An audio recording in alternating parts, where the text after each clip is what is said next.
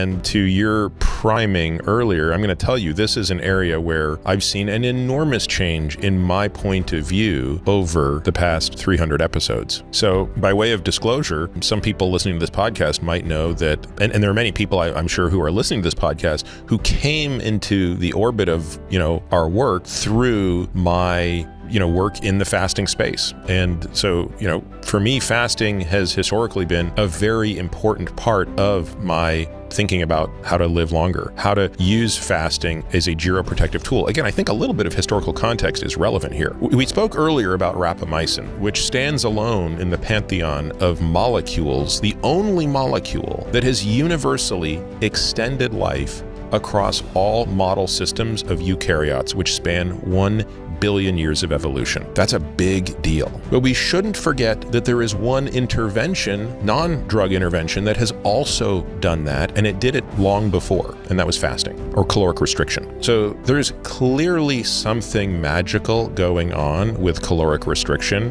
when it comes to elongating life. But the question is, can humans, and perhaps the more important question is, what would the fasting protocol be? And I wrote a piece on this a long time ago that maybe we should link to, where I say, look, the question is, how long should you fast? To what extent should you fast? And how frequently should you repeat the fast? Those are basically your three variables. And there are obviously so many combinations of those. I won't even say infinite, because you could just draw a line in the sand and say, okay, you could do a complete fast, you could do a 50% fast, a 75% fast, and just make it, somewhat big and arbitrary.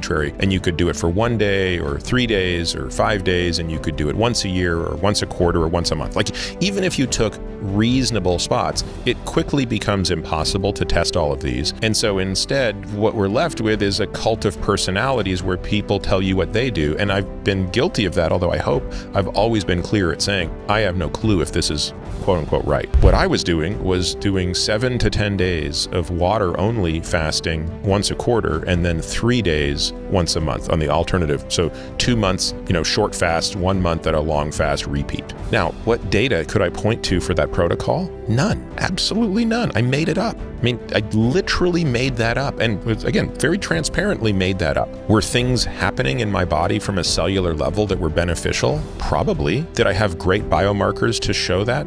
No, because I was relying on very standard biomarkers, and fortunately, my standard biomarkers are generally quite good. So it's not like, yes, your glucose is going to go down, your ketones go up, your insulin goes down a little bit, but those things are transient. And by the way, a lot of things got really bad when you fasted, right? Your thyroid function completely deteriorated, your androgen function completely deteriorated. So it wasn't like all good, but what was really interesting is, the thing we couldn't measure, which was what was actually happening to those hallmarks of aging, right? Were we improving at the cellular level, things like senescence, autophagy, all of those things? Well, guess what? We can't measure those things, so we don't know. We can try to extrapolate, and there was some rationale in my mind, I suppose, extrapolating from what we knew in mice, which is that this many hours of fasting in a mouse does indeed produce cellular changes that are incredibly beneficial to disease prevention. And therefore, given what we know about the relationship between mice fasting and human fasting, it should be that by about 5 days, I'm going to be experiencing some of those benefits. But then, even if you knew that were true, then the question would be, well, how often do you need to do that? So even if you could establish that 5 days was a sufficient length of time to fast, should you do it 5 days a month, 5 days a quarter, 5 days a year? No idea. So you may ask the question, why did I stop my fasting protocol? And for me, it really came down to two things, but I think the most important was that I just took a kind of look at the data, the bigger data of myself, and realized over the course of 3 years, I had lost, I don't remember the exact number, but it was getting close to 20 pounds of muscle. It might have been 16 pounds of muscle over that period of time, because at least at the frequency that I was fasting, which I'm not saying was right or wrong, it's very difficult to gain back the lean muscle you keep losing, right? You lose a ton, you regain some of it. You lose a ton, you regain some of it, but I just couldn't dig out of that hole. And so I think in around 2021, I said, you know what, I'm going to just put the kibosh on fasting for now, and I'm going to make it, I'm going to make sure I gain back 20 pounds of muscle that I have lost. And so that's my personal story with it. Unfortunately, I would still say, Nick, that, and again, I'm glad you separated this out and said, look, is fasting a viable tool for weight loss? Sure. It's one of the tools we have in the CRDR TR kit. And by the way, in that regard, I still do it, by the way. So let me also establish, I am still a TR guy for the most part, right?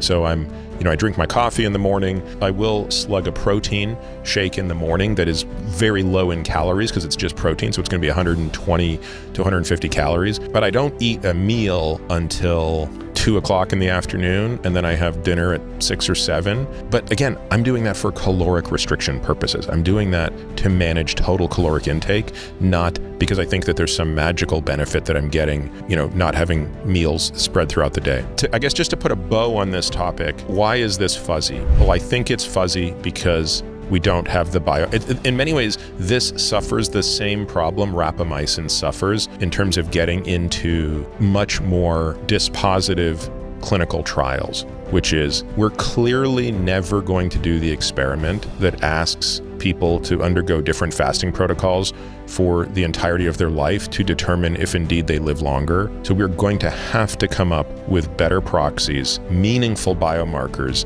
of the hallmarks of aging. And if we can do that, then maybe we can start to get a sense of whether or not rapamycin and fasting should be important parts of our armamentarium as we, think about ways to impact those hallmarks of aging. 2 follow-up questions there. One of which is, you mentioned there was kind of 2 things that caused you to change your mind. The first was the muscle loss and just that. What was the second? The second one was just more of a social issue, which was at the time that I was fasting, I also happened to be traveling a lot, right? So it was very easy for me to fast when I was away from home.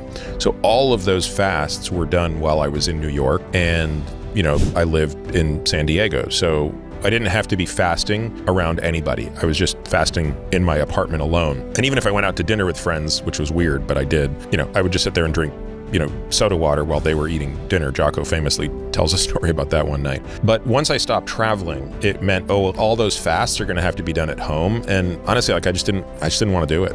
I don't want my kids to be wondering why is daddy never eating and all that kind of stuff. So that became another reason independent of the biology. So the second follow-up would be, and you kind of hinted at it there, which was you would love to have biomarkers to know if it's working, at what dose, how that works. But yeah, what would have to be true or what would have to change outside of that if there's anything that would cause you to start fasting again long term?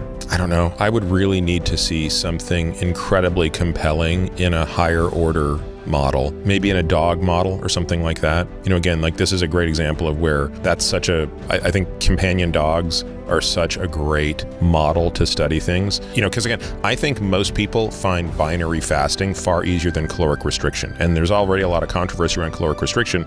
I have an entire chapter on this in Outlive where I talk about the Wisconsin NIA, the monkey studies. But for most people, if I said, you just got to reduce calories by 25% for the rest of your life and you're going to live longer, most people would say, I don't want to live longer. That's torture. It's actually easier to say, well, what if you just have to periodically do big fasts? And so I think I would like to see an experiment of that done in a better model than just mice.